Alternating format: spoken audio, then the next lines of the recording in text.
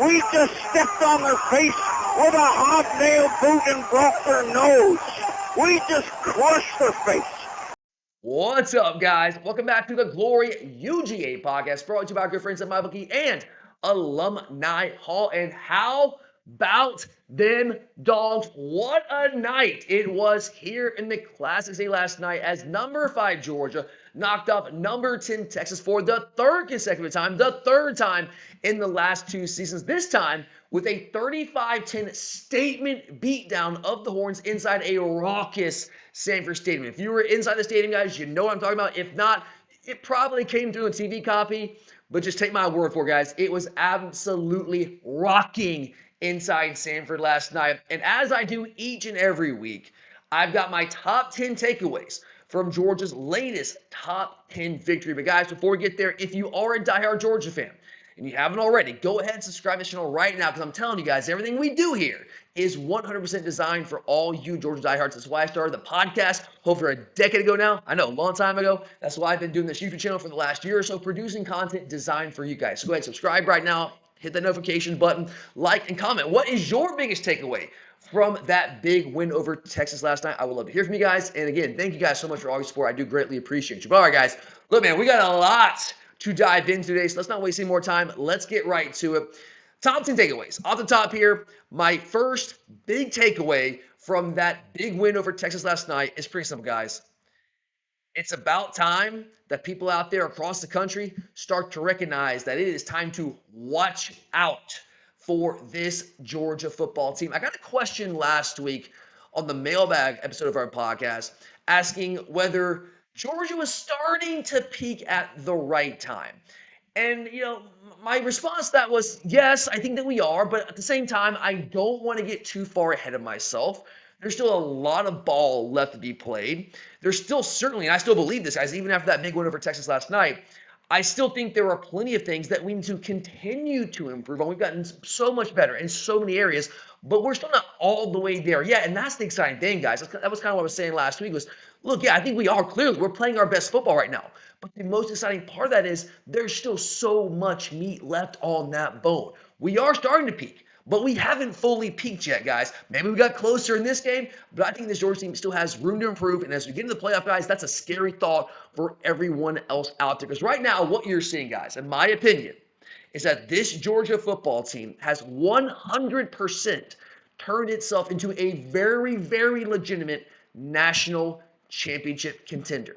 Now, I'm going to be honest with y'all. Those who've been listening all season, you know how I felt about this team earlier in the year. Guys, I'm sorry. I know my voice is still kind of recovering from the game last night, but I had to come on here, and voice or not, and give you what I got today. But there was a time earlier in the season where this team was not ready to do that.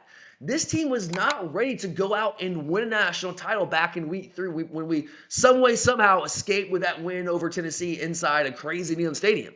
I mean, even go back to the Auburn game, that Georgia team was not ready to contend for a national title. We weren't there yet.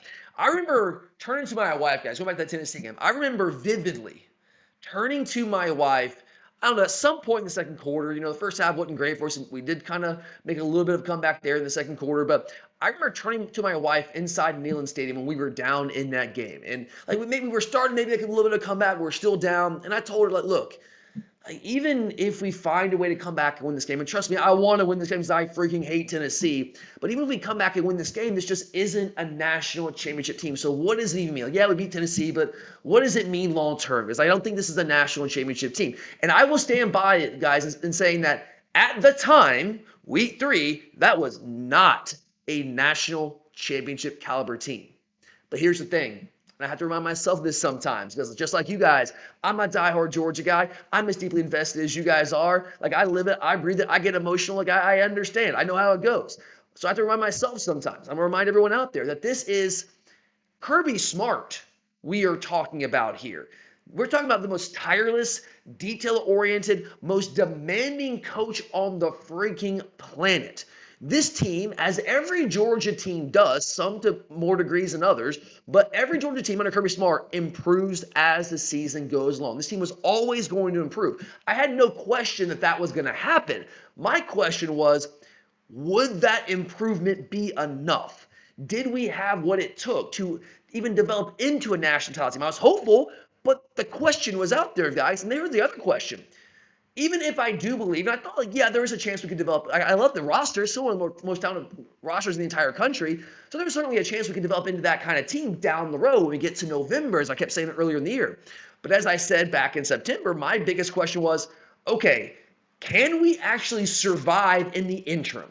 I believe by the time we get to November, early December, that this team is going to be hell to deal with. But we got a lot of tough games between week 3 and mid and late November, early December.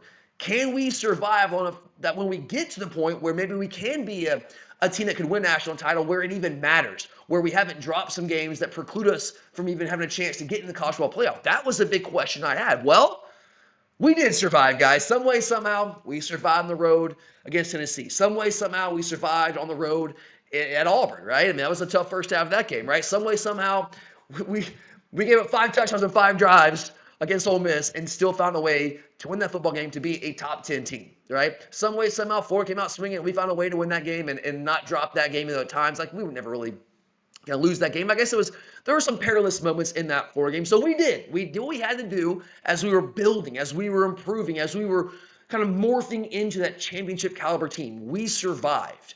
And now, as the postseason approaches, we are arguably playing better than anyone in the country, guys.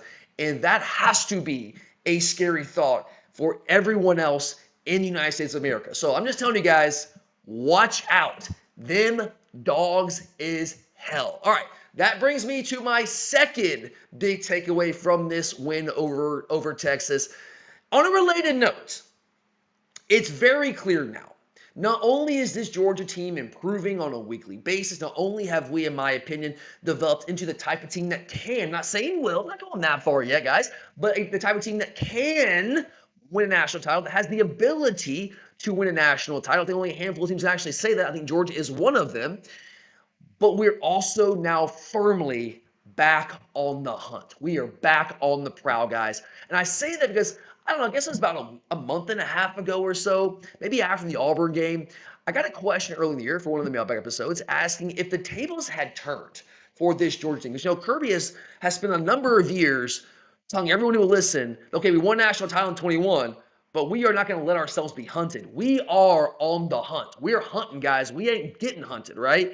And we carry that through 2022, most of 2023. Last year, it wasn't the same type of dominance. Obviously, with NIL, transfer portal, we all know what's going on in college football right now. But the question I got was, are we now at a point where we are allowing teams to hunt us as opposed to hunting them, as Kirby has often said, as he likes to say? And, at the time, I was like, you know what? With what we're seeing on the field, I think maybe there's something to that. Because there was a point in the year, guys, where we were taking a lot more haymakers than we were delivering. Like, at points, that was the case.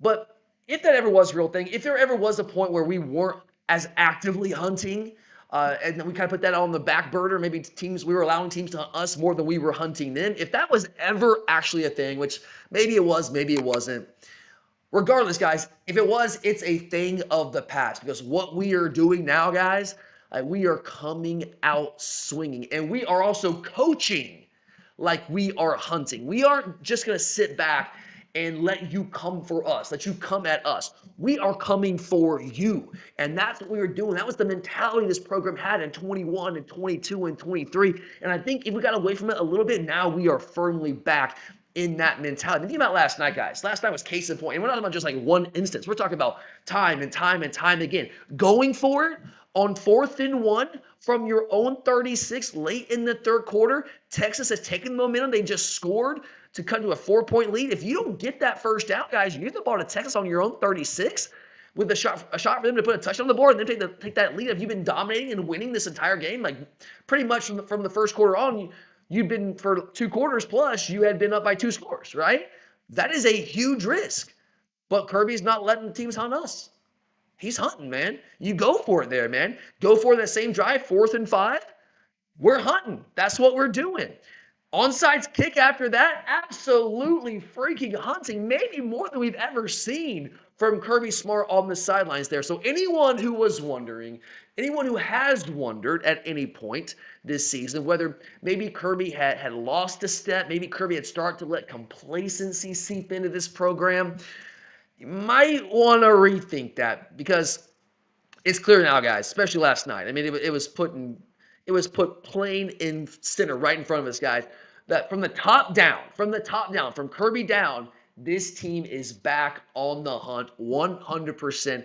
And there was a time earlier in the season where some people were saying like we were stealing games. Even Kirby himself. Like, I remember after the Tennessee game, watching the post game press conference, like he's like, "Oh my god, like we stole that one." He said he had similar comments after the Auburn game, and people felt the same way. Like we had no business winning these games. Some way, somehow, we found a way to win, but like we probably stole that game. Well, guys, this Georgia football team is no longer in stealing games mode. This Georgia football team is now full on in taking souls mode. That's where this team is. That doesn't mean we can't lose. It's college football, y'all. Any team can lose on any given day, right? It's crazy stuff out there.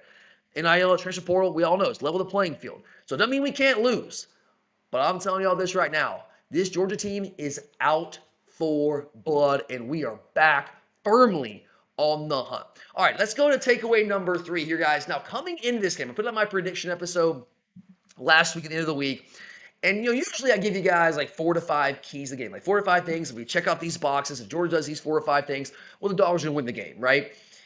Well, this week I really boiled that down to one thing. I didn't give you 4 or 5 keys. I said there's one thing, right?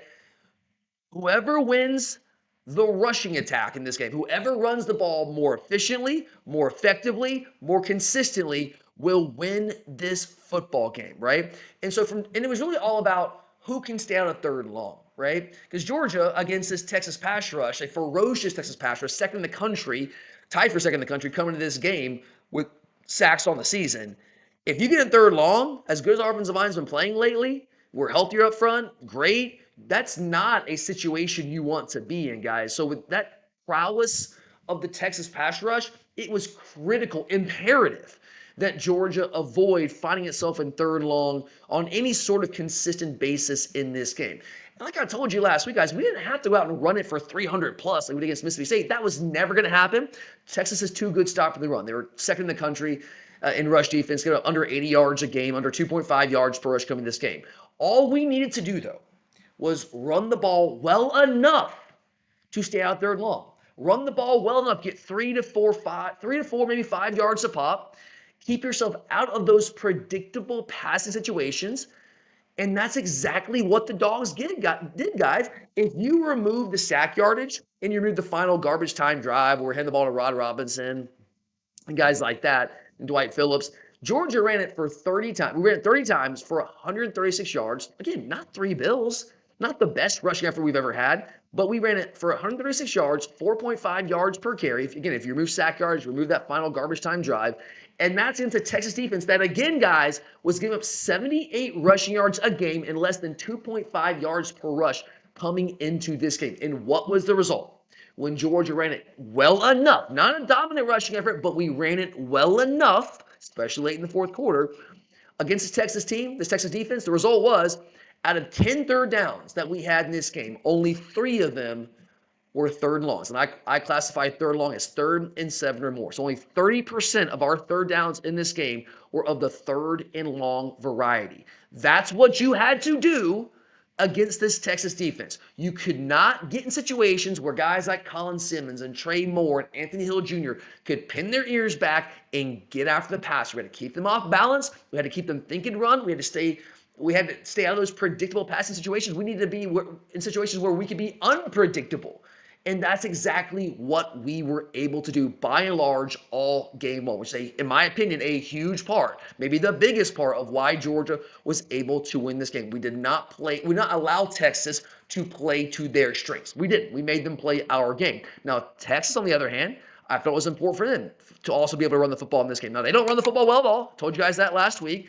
And I didn't think they'd be able to run the ball against the Georgia defense because everyone wants to talk about how great the Texas defense is stopping the run. And they are, guys, second in the country. But the Georgia defense, while not as good as the Texas defense stopping the run all year, hadn't been that far behind. We're top 15, 12th nationally coming to this game in rush defense, and Texas just simply cannot run the football. So what did Georgia do? Well, Georgia did exactly what I thought we would do. We completely limited the Texas run game. Took it away, guys.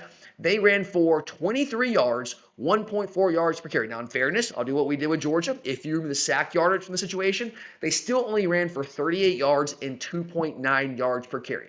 And what was the result here, right? Out of their 13 third downs, 8 of those for Texas were of the third and long variety, 62%. So 30% of Georgia's third downs were third and long, 62% of Texas's third downs were third and long. Why? Because Georgia had more success throughout the game running the football.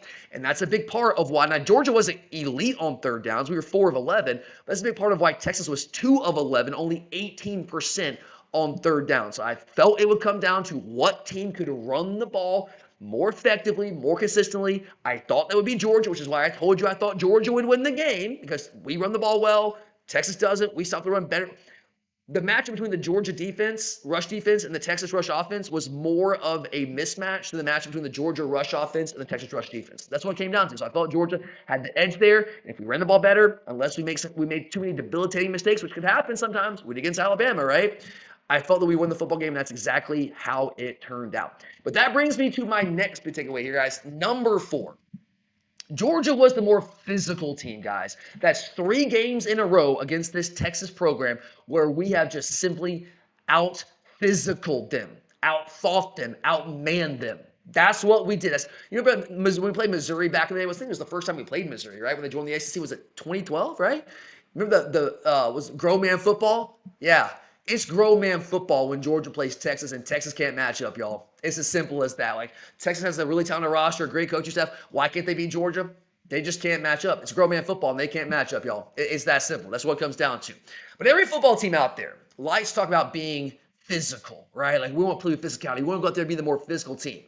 Every team in America talks to talk, guys. Like, no team out there is going to say, oh, we're not really a physical team. No one's going to say that. They all talk about physicality and why that's so important. Every coach does, gets lip service to, all the players do. Colin Simmons, in one of his interviews last week in the lead up to the game, he was asked point blank by I guess it was a Texas beat writer, about like Georgia's physicality, because obviously we just took it to them and out physical them last year. It was very clear to see for anyone who actually watches football and has any knowledge of the game whatsoever.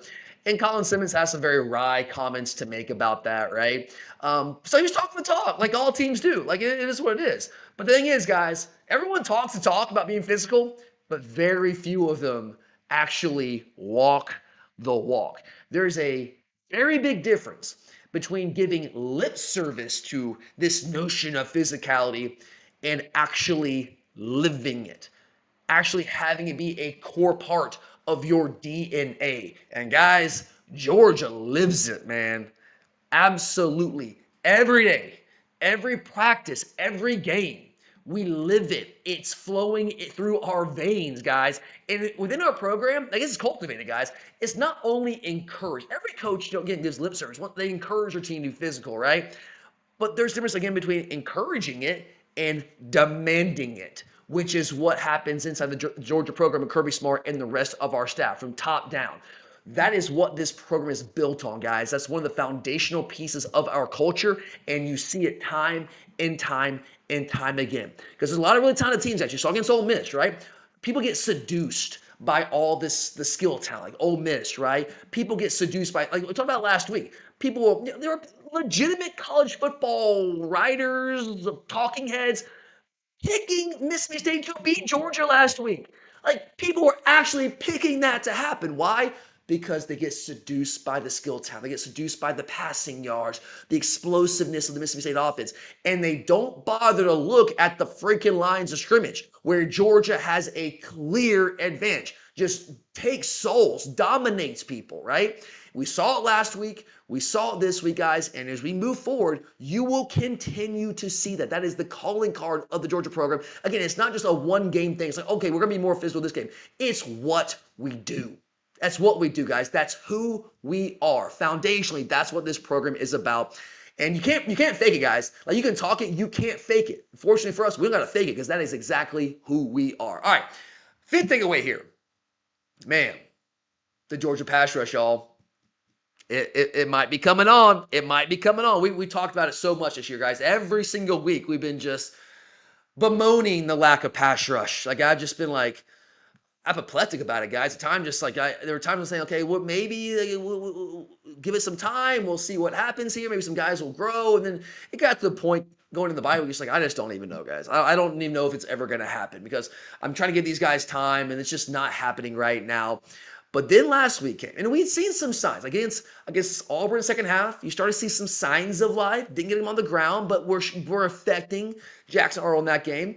You saw more signs of life against Ole Miss. Had plenty of chances to get Chambliss on the ground, just couldn't quite corral and get him on the ground, but we were affecting him. We were generating some pressure. So the sack numbers weren't there, but you were seeing, if you're paying close enough attention, you were seeing signs of life, right? Florida, it's kind of the same thing, right? Well, last week the dam kind of started to break. We lit up Mississippi State for 3 sacks and affected them a whole lot more in that game. But of course, you look at that game, you say, okay, well, this is a really nice effort from the Georgia pass rush, but you qualify it by saying, it's Mississippi State. Like, how much do we really want to take from that? They're one of the worst teams in the country in protecting the passer, which is true. They are. They are. Now, what I said last week is that's true. But we've also played other teams like Auburn who are just as bad protecting the passer and had zero success getting after the quarterback. The fact that we were able to actually exploit that deficiency, which is something we were not able to do early in the year, that was a really strong sign of progress. It's very encouraging for me. But again, it was Mississippi State, so it's like you don't want to go too far and say like we've arrived as a pass rush unit, right? But there were some encouraging signs there. Well, in this game against Texas, who doesn't do a great job protecting the passer, but better than Mississippi State, we put up 3 more sacks and a whole lot more pressure, guys. Like even we were not getting Arch on the ground, we were affecting the throws. Like the interception he threw, he was not able to step in the ball. He was not able to step in the throw. He had to do the whole little, like, his Uncle Rico, Napoleon Dynamite, little sidearm throw that he does, right? That he made famous back in, I guess, week 1 against Ohio State. Had to do that, and the throw sailed on him, and it's picked, right? We didn't sack him on that play, but we affected him. We got in his face, guys. And I want to give some props to the interior of our defensive line. I thought in this game especially, we were getting a lot of consistent push from the interior, whether it was Christian Miller, whether it was Elijah Griffin, whether it was Xavier McLeod at times. We were getting consistent push from the interior guys, and I love to see that. It makes it really hard for a quarterback. Like if you get pressure from the edge, you can step up in the pocket, right, if you know how to play the position. But if you get it in your face, that's very difficult for quarterbacks to handle because, like, where are you going to go? Especially if you're getting rushed from the edge and you get pushed in your face. Like, that's when the pocket just collapses around you. We were doing that to Texas in Arch Manning last night. It is also great to see, guys, it's not just one guy. There's a number of players who are getting involved in this pass rush. Zayden Walker, we talked about him like kind of I don't want to say a coming out party, but getting some real snaps last week against Mississippi State. I thought he looked the part. Coming off the edge, his bend, didn't get a sack, but he was right there a couple of times. Had a sack, forced fumble in this game, so he's getting the job done. He could be a huge part of helping take our pass rush to the next level as we move through the rest of the regular season and into the postseason. Elo Madozi, who, guys, I'll be real. I said I'll own this. I said at various points this year, like, that was a big swing and miss in the portal. Like, I tried to give the guy some time about midway through the season. I was like, all right, man, like, I just don't know if it's ever going to come on. And he hasn't fully arrived yet, but he's making more of an impact. He's seeing more reps on those third down situations. So you like to see that. Gabe Harris has gotten involved in the pass rush. Some guys he absolutely destroyed Blake Shapen from Mississippi State last week. I mean, I thought they were going to have the FBI out there putting this guy in handcuffs, man. Like, that's what he did to Blake Shapen.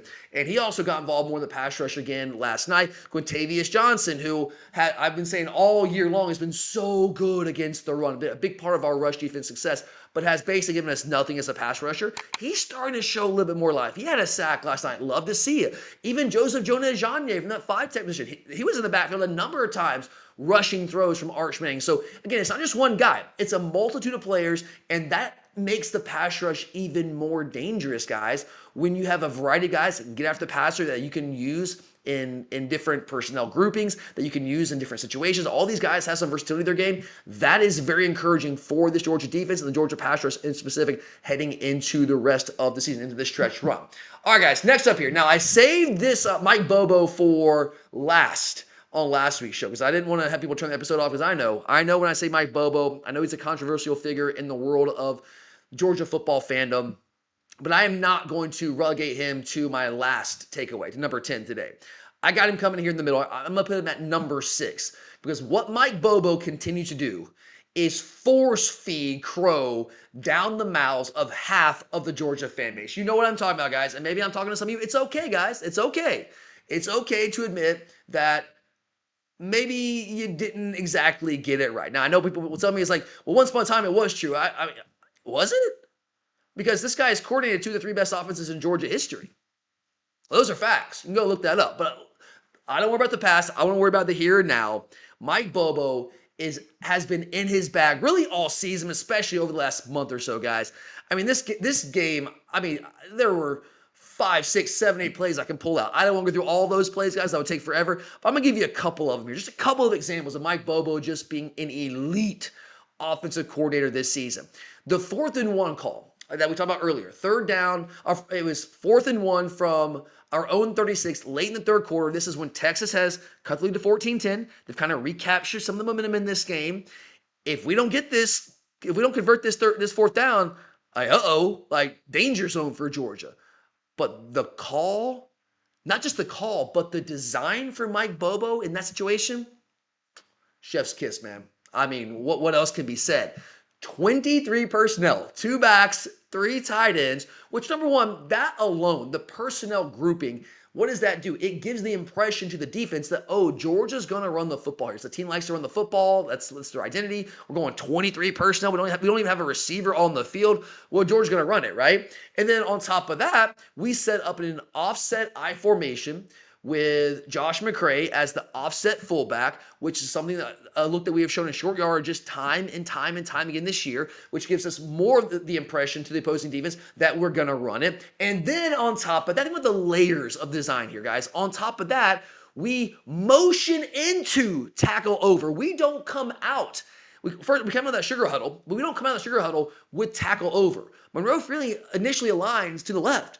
Then we motion Monroe over to the right as a tackle over, getting the D all out of sorts there. Again, further giving the impression we want to run the football.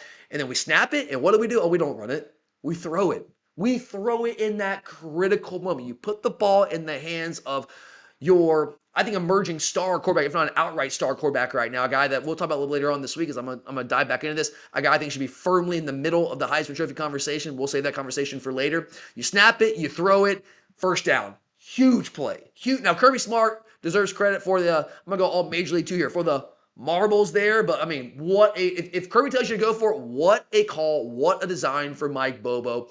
And then later on the same drive, all right? So, great, we converted. But for that to matter, you need to actually turn that drive into points. Ideally, a touchdown there. So, later in that same drive, on the 30-yard touchdown pass to London Humphreys. Look, London's great. Gunner's great. But those guys, I mean, they had to go out and execute the plays. You had to throw the football. You had to hit them. London had to catch it. But that was 100% Mike Bobo just dialing up a touchdown.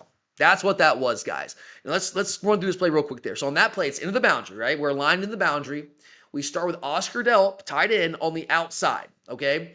And then we have London Humphreys in the slot. So from the defensive point of view, with their receiver count, with the initial alignment, Oscar Delp is the number 1 receiver on the outside. London Humphreys in the slot is the number 2 receiver, okay? So based on your defensive coverage call, somebody's responsible for number 1, somebody's responsible for number 2, right? Well, what do? We send Delp in short motion inside of London Humphreys, just a half step, a step inside London Humphreys. And what that does is it changes who's number 1 and number 2 in the defense's count, right? So now London is number 1 in defense's count, and Oscar is number 2. And then when we snap the ball, we switch release those guys, right? And that had the secondary. So I think it was Taff and I think it was Jalen Gilbo at cornerback. It was miscommunication with the motion there and changing from number 1 to number 2. Who was number 1? Who was number 2 on the defensive count there? They both took Oscar Delp. London Humphreys running wide open down the seam. Gunner puts it where he had to put it, away from the safety in the middle of the field. London makes a nice catch, walks the end zone, touchdown. So they had to execute it. Yes, they had to execute it, but that was 100% schemed open by Mike Bobo. It's the little things, y'all. That is elite offensive coordinating, right? And then let's go to the lucky touchdown catch. So if you remember this play, guys, 2 plays before, when we throw the touchdown to Lucky, 2 plays before that, we ran a quarterback power to the boundaries. So what was 2nd and 9? and we run quarterback power. Gunner gets a 10-yard gain down the sideline and first down, right? At that point, it's first and goal. Then 2 plays later.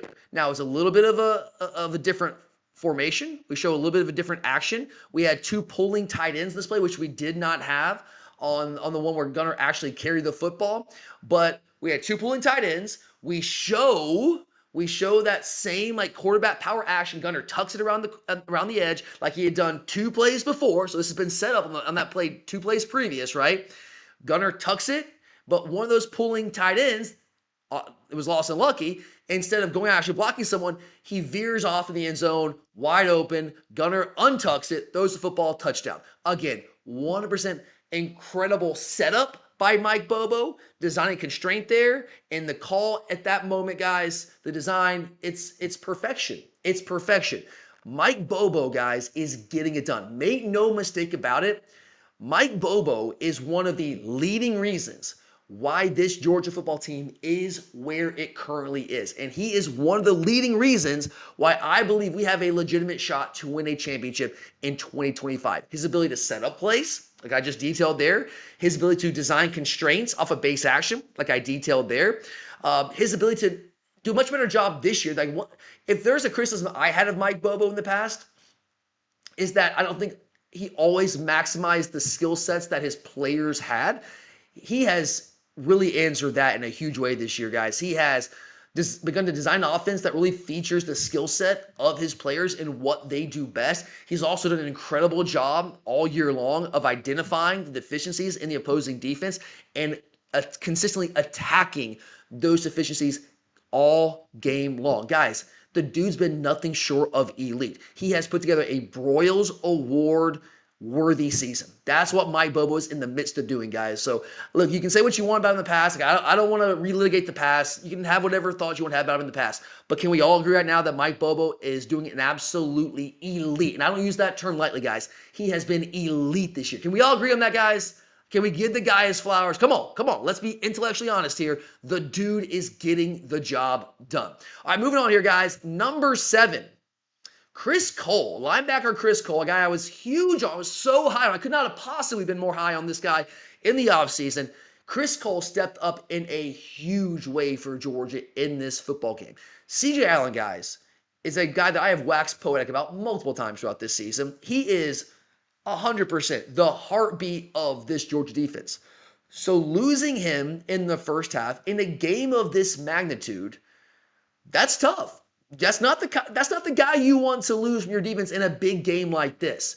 But when you have a player like Chris Cole who can step in for a guy like CJ Allen, who is having an incredible season for Georgia and playing his best football of his career the last month or so, we don't skip a beat, man. We do not skip a beat. Why? Because Chris Cole is a flat-out dude. I told you all offseason, that dude is going to be a monster. I thought he might have been more impactful earlier in the year as a pass rusher, and he has had his moments as a pass rusher multiple times where he's got in the backfield and just did not get the guy on the ground. He got to finish, right?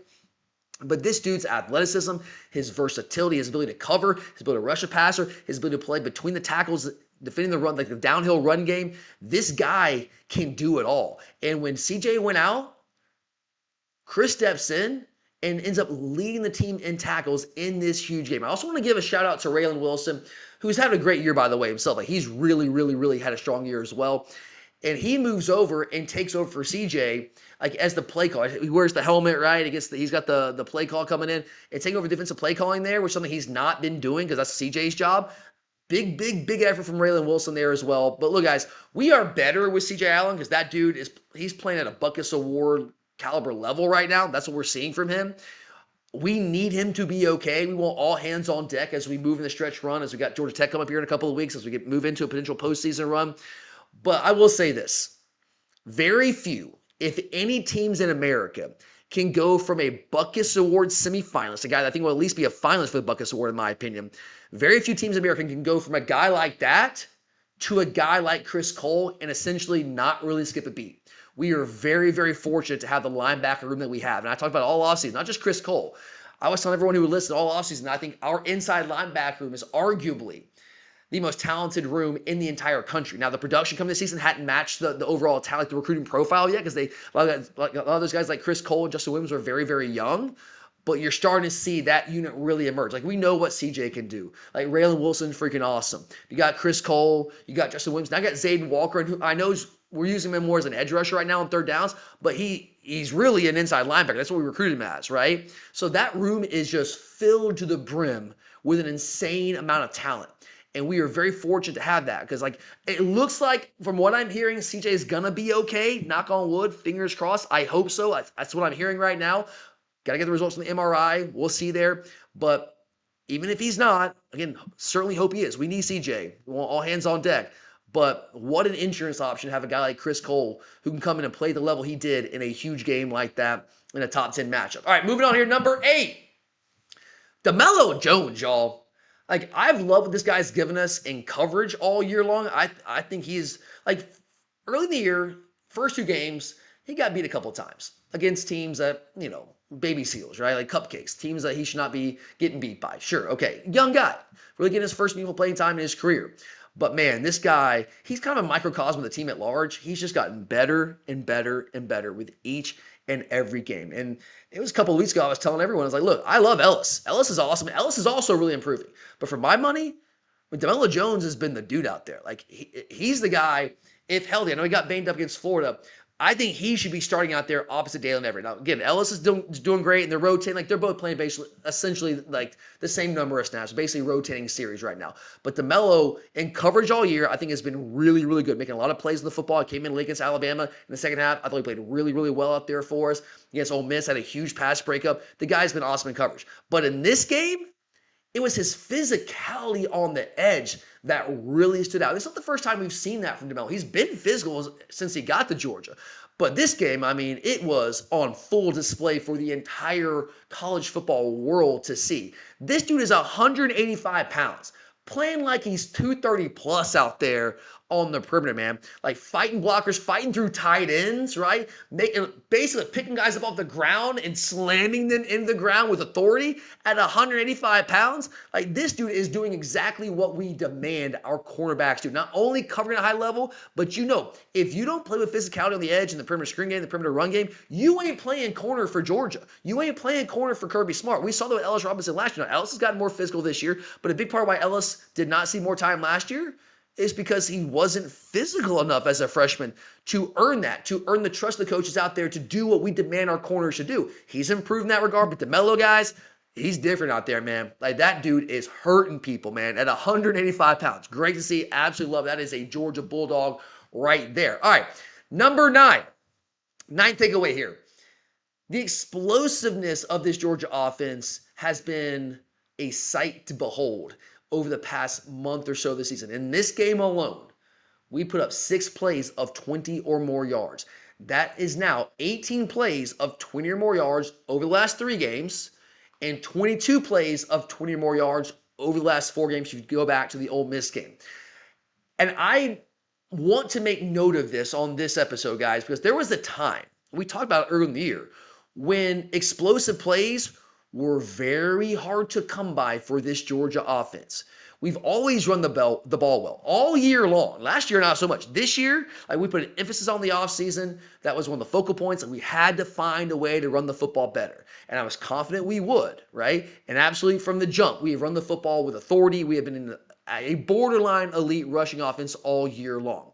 But if we wanted to develop into a championship caliber team, we need to find a way to make teams pay for defending us the way that teams are defending us, by getting bodies in the box. Guys, in this game, Texas came out early, and the first drive or two, guys, they were playing almost a bear front. Like, that's essentially what they were playing in the first drive or two. They had a safety in the box, they had 8 guys in the box, bear front, and they said, we're not going to let you run the football on us. And they were playing very soft on the edges, right? The corners were playing very, very soft. That's why we were just taking it and just throwing it out there to Zachariah Branch. Now, I'll give Texas's corners credit. They did a really good job of rallying the football. Even they were playing like 8-9 yards off the ball because they were trying to get bodies in the box and trying to keep everything in front of them on the outside. And it didn't really work out for them. Why? Because Georgia's figured out how to be explosive on offense. So when you defend us like that, early in the year, we weren't really making teams pay for it. Last year, we were incapable of making teams pay for it. We just couldn't do it. Well, this year, guys, this Georgia offense has put it all together. And we can still run the football even if you want to load the boxes on us. You saw that against Mississippi State last week. But now it can also make you pay with explosiveness in the pass game, guys. We had to find it. We had to find that gear. We had to find a way to be explosive if we wanted to turn into a national championship caliber team. And by God, guys, we absolutely have. A big part of the answer for why is Gunner's improvement. This guy is light years from where he was like week 2 against Austin Peay. Remember when everybody was like losing their collective minds about Gunner Stockton? People had given up on the guy. Oh, it's time to put Ryan Puglisi in, right? Well, Gunner, as he's gotten more and more experience after essentially not playing football for 3 years, a little bit of rust factor there. He's gotten better and better and better to the point now where, the trust is implicit in this guy. I trust him implicitly. Clearly, the coaching staff, Kirby, Bobo, they trust this guy implicitly. They're putting the ball in his hands in critical situations, and all he's done all year long is deliver time and time again. So, yes, he has improved. He's sticking in the pocket more, right? I will say there was a time early in the year, the Austin Peay game, there were plenty of moments where he was not staying in the pocket long enough. If the first read wasn't open right away, he had this tendency to just leave the pocket, wasn't keeping his eyes open down the field, but he is sticking in the pocket. He's allowing plays to develop. He's keeping his eyes downfield. It used to be when his head would go down, they never came back up. Now, when his eyes go down, they'll come back up, right? His eyes aren't going down as much either. So that's been a big part of us finding more explosives in the passing. But the plays were there. Bubba early in the year was dialing them up. We would just work converting them, whether it was Gunner or not, allowing the plays to develop. The offensive line is now healthier. That's a big part of it. We're actually giving Gunner time for those plays to develop. That wasn't always happening earlier in the year. And receivers stepping up and making plays. The ground game is also becoming more explosive. The ground game becomes more explosive. The teams can get more bodies in the box. There's just more one-on-one opportunities on the outside. And the run game, we're making guys miss at the second level. Like, there are a number of opportunities in the first couple games, guys, where we had opportunities for big explosive runs. Like the line was getting our guys to second and third level, but they weren't making that guy miss at the second and third level. Well, now we are more consistently than we were earlier in the year. So now what we're seeing, guys, with this Georgia offense, again, it's a big part of why I think Georgia can legitimately contend for a national title this year. Not only is Georgia the most efficient offense in the country, and we are, guys, still number 1 in the country according to the FEI adjusted offensive efficiency rankings. Not only are we the most efficient offense in the country, now we are an efficient and explosive offense, and that is a scary sight for opposing defenses. And finally, guys, my last takeaway here today, I want to go back to one more player here. I got to give some props to wide receiver Noah Thomas.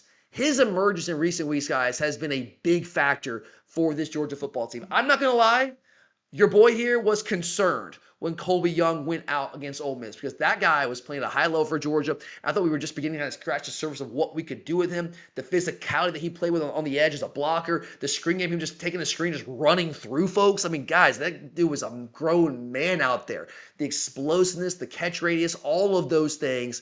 Colby was playing at a really high level. Then he goes out with an injury. It's like, okay, we found a way to beat Ole Miss, but man, that could come back to hurt us down the stretch. And I believe that Noah Thomas had it in him, but there was certainly the element of the unknown. There were flashes at A&M. I went back and watched a lot of tape of Noah Thomas in the offseason after he committed to Georgia, of him at A&M. And you saw flashes, because Arkansas last year had a huge game. You saw the flashes of the catch-run ability. You saw flashes in the bowl game of the contested catch ability, right? You saw that. But he hadn't done it here at Georgia. So there's the element of the unknown. Can he take on an increased role in our offense when he hasn't done all that much this season? I was hopeful, but you don't know, right? Well, coming out of the bye week, Noah Thomas has responded in a massive way. 4 touchdowns now in the last 3 games coming out of the bye week, and he's done it in different ways too, guys. That's a really encouraging sign here. He had the long catch and run last week against Mississippi State, right, where he just turned on the afterburners and boom, he's gone. Love to see that.